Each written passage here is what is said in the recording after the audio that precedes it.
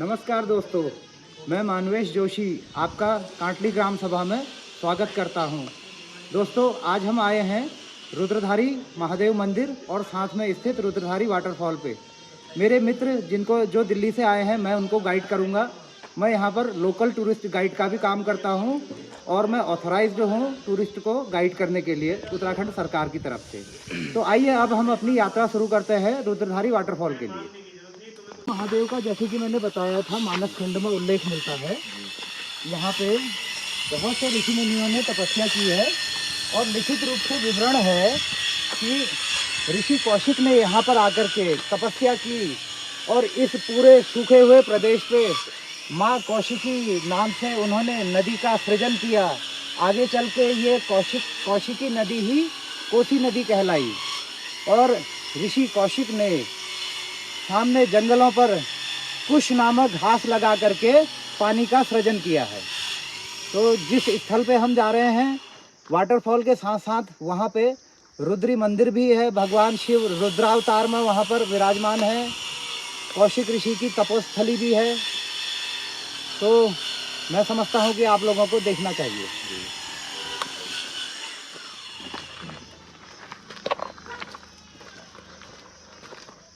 ये रास्ता अभी आगे तक ऐसे ही दिखेगा या जी जी जी, थोड़ा सा उतार चढ़ाव, पथरीला रास्ता है, पत्थर वगैरह है।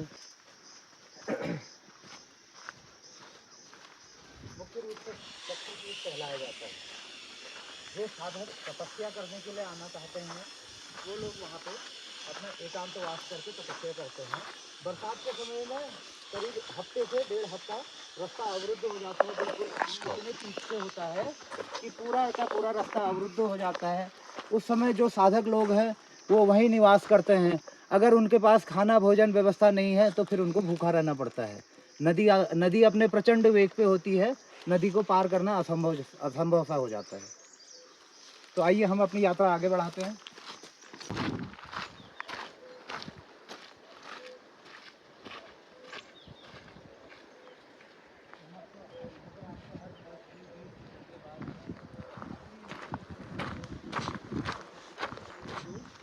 ज़्यादा बेहतर से समझ सकते हैं। जैसा कि आप देख रहे होंगे, ये जो रास्ता जा रहा है ये ग्रामीणों के द्वारा ही तैयार किया गया रास्ता है। मुख्य रूप से रुद्रधारी महादेव मंदिर के लिए ही ये रास्ता पूर्व में तैयार किया गया था। इस रास्ते की मेंटेनेंस इस गांव के लोग खुद करते हैं। और यहाँ पर हम आकर के देखते हैं कि एक बरसाती नाला इस तरफ से आ रहा है और थोड़ा सा अगर हम आगे चलेंगे तो हमें इस तरफ सामने से भी एक बरसाती नदी आते हुए दिखाई देगी। हम उस नदी का अवलोकन थोड़ा सा नीचे उतर के करेंगे।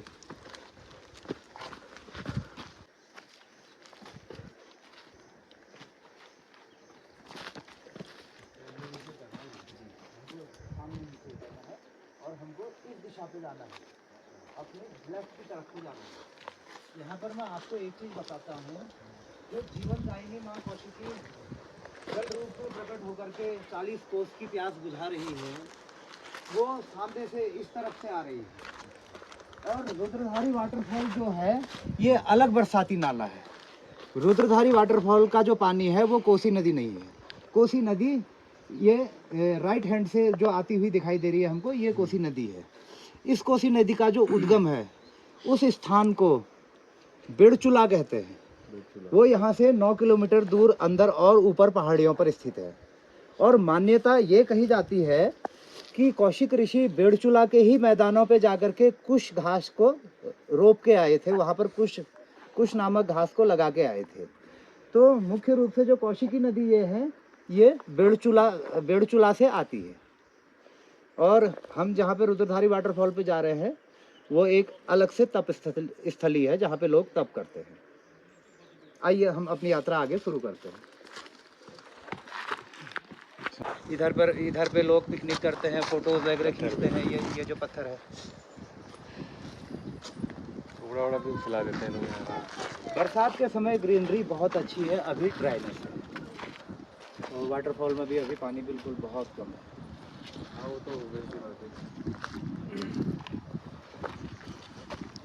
ये यहाँ से 10 मिनट उत्तराखंड के पहाड़ों में अगर हम वनस्पति की बात करें तो हमारे उत्तराखंड में बहुत प्रचुर मात्रा में काफ़ी किस्म के पेड़ पाए जाते हैं, लेकिन वर्तमान में अभी संरक्षित पेड़ों की संख्या बहुत कम हो गई है। जैसे देवदार है, तुन है, इसके अलावा चारेदार पेड़ हैं, फलियाट, बांज, काफल, जलावन लकड़ी के उपयोग में जो भी पेड़ आते हैं उनकी बहुत संख्या घट गई है। चीड़ की अत्यधिक मात्रा में बढ़ोतरी हो रही है। चीड़ के इर्द गिर्द और वनस्पतियां भी नहीं हो पाती हैं, तो इस चीड़ को धीरे धीरे कंट्रोल्ड कर करके इसको समाप्त करके ये आपस में चीड़ के पेड़ ही हैं सारे ये? जी जी, ये सारे चीड़ के पेड़ हैं।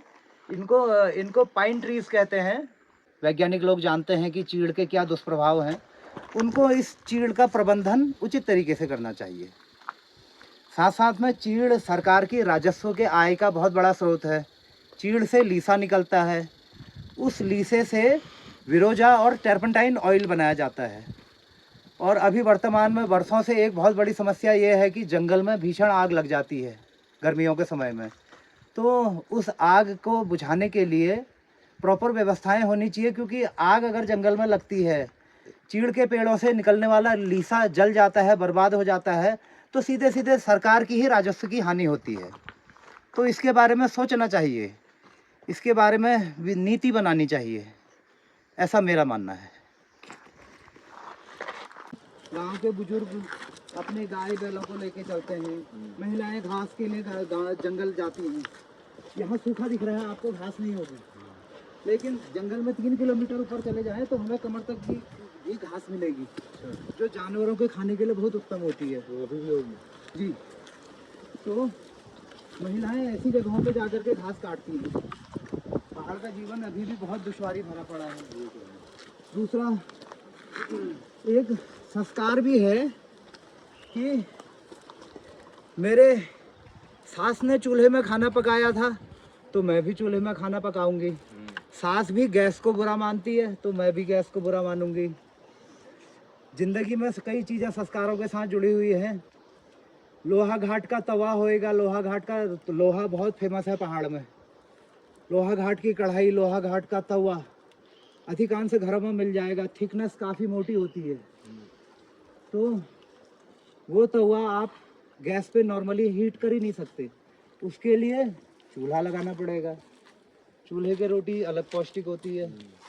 उसी तरीके से सब्जी चूल्हे पे पकाई जाती है। अपनी सुविधा के लिए चावल गैस पे बना लिया, वो अलग बहुत तेज हो जाता है, बहुत तेज हो जाता है, यहाँ तक चढ़ जाती है नदी। बरसात में तो मुश्किल होगा उसे पार करना। हम इस बरसाती नाले को 6 बार क्रॉस करेंगे। अच्छा। अभी जो रास्ते पे हम आए वो लेफ्ट साइड की तरफ से था, क्योंकि वहाँ से रास्ता बनना ईजी था। अब आगे रास्ते की थोड़ा सा प्रॉब्लम है ऊपर पहाड़ से, तो लोगों ने अपनी ज़रूरत के हिसाब से नदी क्रॉस करके इस तरफ रास्ता शिफ्ट किया है। इसी तरह से हमको इसको 6 बार क्रॉस करना है। एक बार उस तरफ जाएंगे, फिर इसी तरफ आएंगे।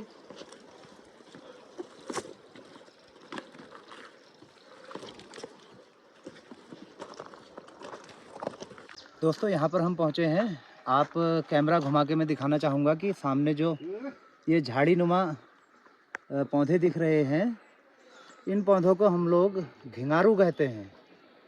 और इसमें लगने वाली छोटी सी फल से आजकल जैम बनाने के प्रयास भी किए जा रहे हैं। साथ साथ यह जो झाड़ी है, इससे जो हमको लकड़ी प्राप्त होती है, ये लकड़ी हमारे कृषि यंत्रों में हत्थे के तौर पे ही काम आती है। और यह लकड़ी बहुत मजबूत मानी जाती है, बेत से भी मजबूत मानी जाती है। इस लकड़ी को सिर्फ पका करके यूज किया जाता है। आग में इस लकड़ी को पकाना होता है, उसके बाद इस लकड़ी को कैसे भी बेंड में आप सीधा करना है या बेंड करना है, शेप चेंज कर सकते हैं। सूखने के बाद ये लकड़ी बहुत हार्ड हो जाती है और बरसों तक ये काम देती है। पहाड़ी में हम लोग इसे घिंगारू कहते हैं। इस जगह से आगे को कई सारे ऐसे स्पॉट्स हैं जहाँ पर रैपलिंग, जुमारिंग और माउंटेन क्लाइंबिंग, पानी जिस समय होता है, रिवर क्रॉसिंग और रनिंग फॉक्स, ऐसे बहुत सारे यहाँ पे प्रोग्राम चलते थे। धीरे धीरे क्या हुआ, लॉकडाउन के बाद लोगों के हालात डाउन हो गए। अभी तो सारे लोग उखड़ चुके हैं। अब क्योंकि होता क्या है, माउंटेनियरिंग और ऐसी एक्टिविटीज़ में लाखों रुपए के इक्विपमेंट लगते हैं। तो लॉकडाउन से मतलब हाँ, काफी लॉकडाउन इफेक्ट के बाद पड़ा। से बिजनेस पे बहुत फर्क पड़ गया। एक्टिव लोग थे, उन्होंने बहुत सारी रोप्स फैलाई हुई थी, माउंटेन क्लाइंबिंग यहाँ पे कराते थे। अभी वो एक्टिविटीज़ बंद हो गई हैं क्योंकि लॉकडाउन के बाद से लोगों की हालत ख़राब हो गई, वो जब मेंटेन नहीं कर पाए अपने को, तो लोगों ने अपने अपने ठिये उठा लिए। बहुत बीच में रख करके मंदिर के प्रांगण में रखा था, बहुत छोटा प्रांगण था। अभी तो टाइल वाइल लग गए हैं, लेकिन जैसे अभी पॉल्यूशन ज़्यादा होता है तो पहाड़ियाँ थोड़ी साफ नहीं दिखती। डाली का पौधा है, इसको हम लोग पहाड़ में सिसोण भी कह देते हैं। ये कई प्रकार का पाया जाता है, मोस्टली ये 3 या 4 प्रकार का हमारे यहाँ बहुतायत में देखा गया है। ये एक मेडिक प्लांट है, इसको सुखा के इसकी चाय भी पी जा सकती है, इसकी हरी सब्जी भी बनाई जा सकती है, और साथ साथ में इसको एक्सटर्नली यूज भी किया जा सकता है बाई बाथ में। इसमें जो छोटे छोटे कांटे होते हैं उसमें मेडिसन सीरम होता है, वो हमारे बाई बात और जोड़ों के दर्द के लिए काफ़ी अच्छा होता है। इसको डायरेक्ट भी अपनी स्किन से टच करके अपना इलाज किया जा सकता है, और साथ साथ में इसको भोज्य पदार्थ के रूप में भी यूज करते हैं। ये जो कांटे हैं साइड के कह रहे हो? जी, इन कांटों के भीतर ही छोटा छोटा बारीक सा सीरम होता है, वही सीरम कांटे जब हमको लगते हैं तो अंदर चले जाता है। जलन होती है। जी, जलन होती है, और उस जलन के माध्यम से वो पोर्शन आपको पूरा बहुत गर्म दिखाई देगा। जैसे हमारा पैर मुड़ गया, हमें मोच आ गई, तो हम डायरेक्ट विक्स लगा के गर्म पट्टी नहीं बांधते हैं। हम सबसे पहले कच्चा तेल लगा करके बिच्छू से अच्छी तरह से सिकाई की जाती है, इन कांटों को बॉडी में चुभाया जाता है, उसके बाद उसको गरम कपड़े से बांध दिया जाता है। बिच्छू क्या होता है? यही बिच्छू घास कहलाती है। जो कंडाली, बिच्छू घास, पहाड़ी में सिसौड़, ये सब एक चीज़ है। तो ये एक तरीके का मेडिक प्लांट है। कंडाली का जो पौधा होता है, इसके पत्ती और तने के पिछले भागों में कांटे होते हैं, और इन्हीं कांटों में इसका जो मेडिक नेचर है वो छिपा रहता है। इन कांटों को बॉडी में लगाने से जलन का एहसास होता है। धीरे धीरे ये कई प्रकार के रोगों को ठीक करता है, बाई हो गया, बात हो गया, और कहीं पर चोट अगर लग गई तो भी इसे हम लोग एक्सटर्नली अपनी बॉडी पे लगा सकते हैं। हमारी महादेव मंदिर जो है एक्चुअल में वो एक गुफा रूपी मंदिर के तौर पे विद्यमान था, प्राकृतिक गुफा थी।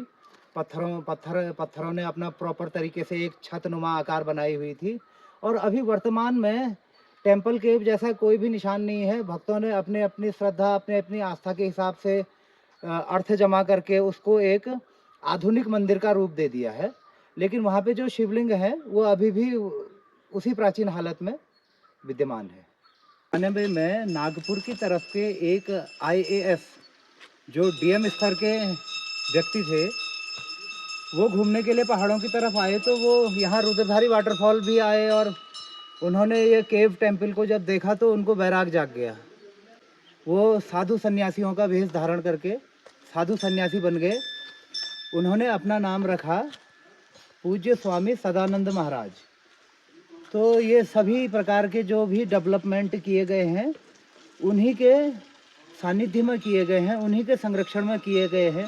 भले लोगों ने दान दिया है, लेकिन पूज्य सदानंद महाराज जी ने जितना रुद्रधारी को लाइमलाइट में आने के लिए किया, उतना किसी ने नहीं किया। कौसानी से लेकर के इलाके में कोई भी व्यक्ति इतना समर्थ, इतना सक्षम नहीं रहा। बाबा जी ने देहरादून, जब तक लखनऊ था हमारी राजधानी लखनऊ, बाद में उत्तरांचल बन गया तो देहरादून, उन्होंने दौड़ा भागी कर करके कौसानी से कांटली गांव तक सड़क पहुंचवाई। जिस सड़क पे आप लोग बाइक लेके आए वो सड़क बाबा जी की ही देन है। धीरे धीरे बाबा जी ने यहाँ पर श्रद्धालुओं के लिए, भक्तों के लिए बहुत सारी चीज़ें करनी शुरू की। पूर्व में जब तक का बाबा जी यहाँ पर थे तो कोई भी श्रद्धालु बिना चाय, बिना प्रसाद के नहीं जाता था। अभी वो अज्ञातवास में है, अज्ञात साधना में है। अब वो बिल्कुल मोह माया ऐसा छोड़ चुके हैं कि वो कहाँ है अभी हमें भी खुद नहीं पता है। तो उनके किए गए कार्यों को समाज आगे बढ़ाते रहे, मैं तो यही आशा करता हूँ। अपने मेहमानों को लेकर रुद्रधारी महादेव मंदिर के चरणों में पहुँच चुका हूँ। आप सामने देखेंगे रुद्रधारी महादेव मंदिर और उससे लगा हुआ झरना हमें दिखाई देगा। क्योंकि अभी बरसात का समय नहीं है, इसलिए झरने में बहुत कम पानी है, लेकिन फिर भी आपको ये एक भव्य झरने का एहसास जरूर कराएगा। 8 मई को ऊपर बादल फटा था, तो पूरा मलबा आ गया, सब जगह मलबा आ गया। अब ये पुजारी बाबा जी ने ये फावड़े से हल्का हल्का साफ करके, थोड़ा मेहनत करके साफ किया है। यहाँ पर जो है ये कौशिक ऋषि मुनि जी की तपस्वी स्थल हुई है। कौशिक ऋषि ने यहाँ पे शिव जी की साधना की ठहरी, तब जाके शिव जी भगवान ने इनको यहाँ पर रुद्र रूप में दर्शन दिए ठहरे, तब जाके इनका नाम रुद्रधारी महादेव है। यहाँ जो है ये प्राचीन गुफा हुई, पूरा गुफा है प्राचीन। फिर 1996 में स्वामी सदानंद जी महाराज ने मंदिर का निर्माण उन्होंने किया कि 1996 में, जो बाहर का ये मंदिर का 1996 में। यहाँ जो है सिद्धिपीठ हुई, इसमें सारी मूर्तियाँ हुई। ऊपर डमरू हैं, वो नीचे शेरनाग का फन है, ये गणेश जी की मूर्ति है, नीचे भैरव की मूर्ति है, वो भी ये शिवलिंग में है। ये सारे मूर्तियाँ यहाँ पे ऐसी प्राचीन है। यहाँ जो है सिद्धिपीठ हुई।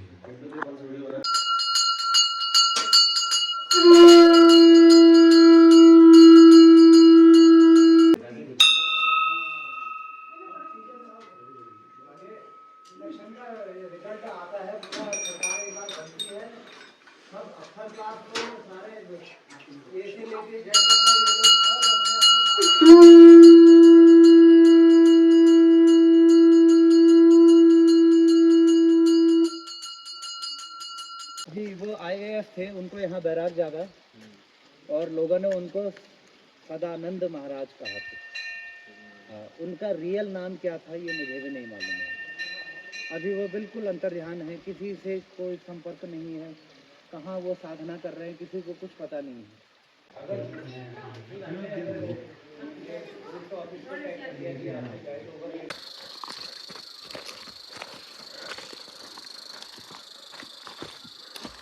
यहाँ होते होंगे जानवर।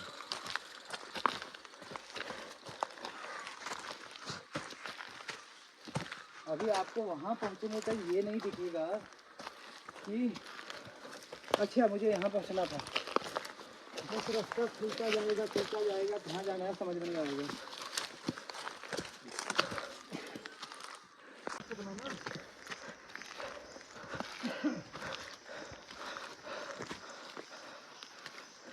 थोड़ी देर रेस्ट कीजिए, चलो चलना ही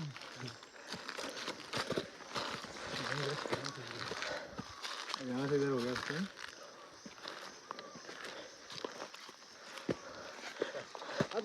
अब हम उतराव की तरफ हैं।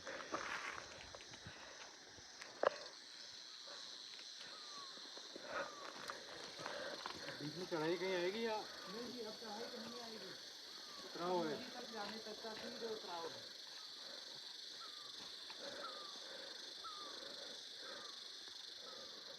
है ना? तरफ से खींचना शुरू किया तो इलाके के लोग भाग गए। सारा पानी ले जाओगे तो हत्या पिएंगे, तो फिर रेजिमेंट यहाँ पे करेंगे।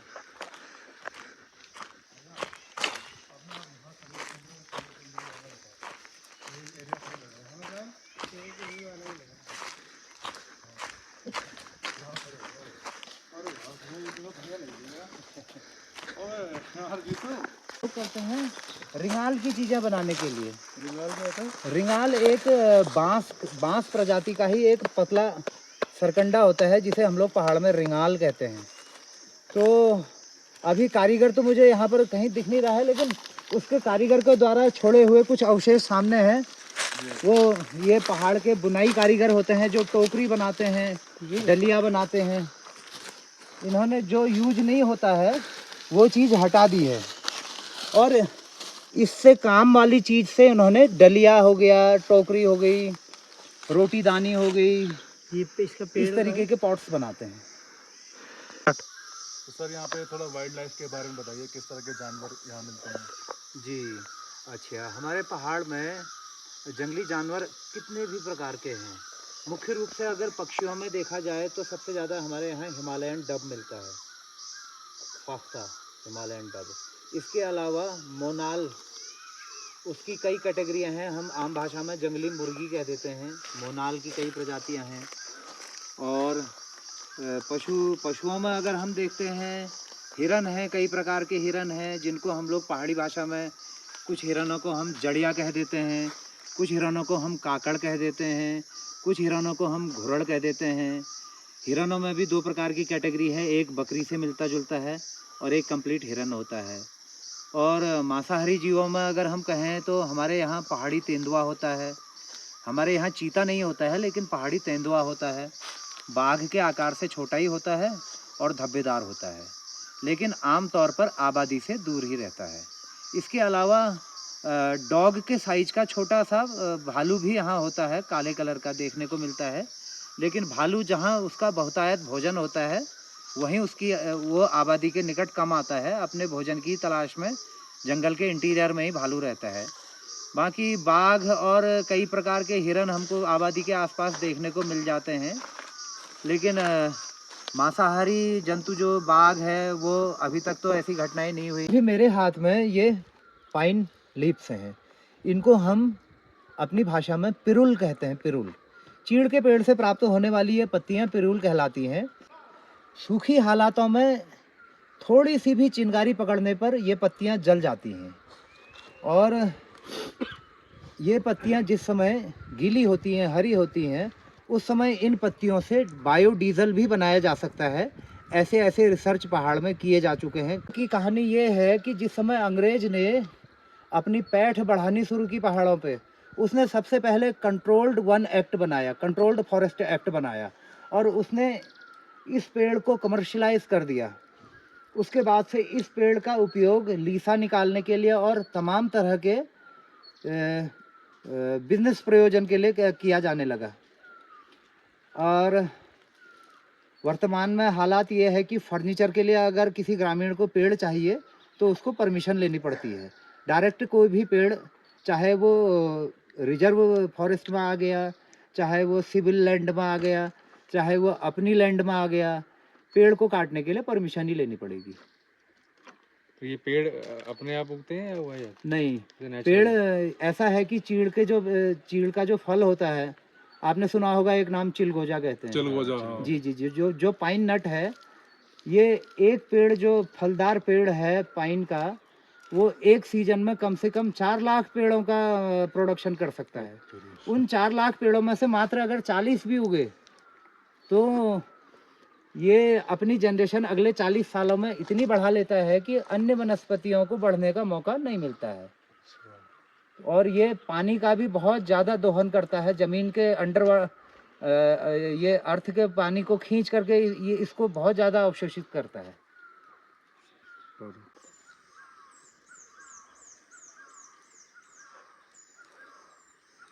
दूसरा ये जोड़ा है, आंसरिंग चल रही है दोनों की आपस में। अच्छा।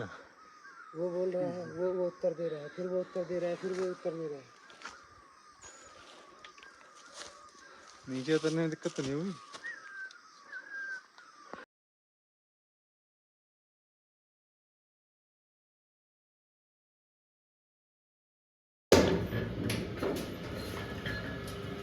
अंतर ये है, मेरी अभी के द्वारा की गई प्रोसेस ने इसकी जो वेस्टेज है वो हटा करके इसको गोल शेप दे दिया। एक बार दोबारा दिखाना। तो थोड़ा बहुत एक चीज़ हमने डेवलप की है कि ये बिना लोहारी वाली दराती है, लोहार के पास नहीं जाएगी। इसको रेती लगाएंगे या इसको पत्थर पे घिसेंगे और ये प्रतिदिन 4 घंटा काम करेगी तो 7 साल इसकी उम्र है।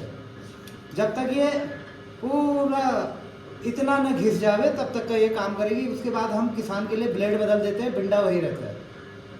यहाँ पे डाइयों का काम होता है, प्रोडक्शन यहाँ पे है और असेंबली कौसानी में मेरे घर पे है। ये हमारा लंच है। जोशी जी जो हमारे गाइड हैं वो हमें यहाँ पर लेके आए हैं। अब वो थोड़ा सा आपको यहाँ के लोकल फूड के बारे में बताएंगे। लोकल फूड में अभी आज हमने प्रोवाइड किया है मिक्स वेज, आलू, गोभी, शिमला मिर्च मिक्स, ये तो नॉर्मल चीज़ है। लेकिन विशेष इसमें देखने के लिए मडवे की रोटी है और भट की चुड़कानी है। और ये चटनी? और ये चटनी है धनिया, पुदीना, इसमें दाड़िम, पहाड़ी दाड़िम भी पड़ी हुई है और खटाई के लिए इसमें नींबू डाला है। और चावल तो मार्केट पे ही निर्भर है, चावल मार्केट के ही होते हैं। पहाड़ के चावल मोटा चावल होता है। हमारे साथ मनमेश नंदन जोशी जी थे, जिन्होंने हमारे पूरे ट्रैक पे हमारा साथ दिया और हमें वहाँ के बारे में, हर एक चीज़ के बारे में बताया। और आप अगर कभी यहाँ आते हैं ट्रैक के लिए, तो आप क्या कहते हैं, जोशी जी को कांटेक्ट कर सकते हैं। ये एक गवर्नमेंट ऑथराइज हैं और उनको काफ़ी जानकारी है अंदर के बारे में। बाकी जब जोशी जी आगे बताएंगे आपको इसके बारे में। नमस्कार दोस्तों, मेरा नाम मानवेश जोशी है और मैं एक स्थानीय युवक हूँ। कौसानी में निवास है और मैं टूरिस्ट गाइड का काम करता हूँ। वर्तमान में मैं उत्तराखंड डेवलपमेंट बोर्ड से गाइड का लाइसेंस लिए हुआ हूँ। तो दोस्तों, आपको अगर कभी भी उत्तराखंड आकर के अल्मोड़ा ज़िला घूमना है तो आप लोग मुझसे संपर्क कर सकते हैं। मैं आपको समस्त उत्तराखंड ज़िले की जानकारी दे सकता हूँ। इंटीरियर ट्रैक सारे कराऊंगा और हर वो स्पॉट पे आपको ले जाऊंगा, बेहतर जानकारी दूंगा जहाँ जहाँ आप लोग जाना चाहते हैं। नमस्कार। और जोशी जी साथ साथ 2-3 लैंग्वेज भी जानते हैं, जैसे गुजराती, कुमाऊनी, हिंदी, इंग्लिश। और काफ़ी जोशी जी काफ़ी हमें अच्छे व्यक्ति भी लगे। इनका जो नेचर है वो भी काफ़ी अच्छा है। ये हमारे साथ साथ हर जगह रहे और कोई जल्दबाजी नहीं करी, आराम से हम घूमते हुए आए। और तबला वादक में भी जोशी जी ने डिप्लोमा किया हुआ है, मतलब काफ़ी स्किल आती है जोशी जी को। तो आप कभी भी आए तो यहाँ पे जोशी जी से ज़रूर संपर्क करें। धन्यवाद। पत्थर बनाना है तो हटाओ, यहाँ पे हटाओ, देहरादून जाओ, यहाँ गाँव में मत रहो।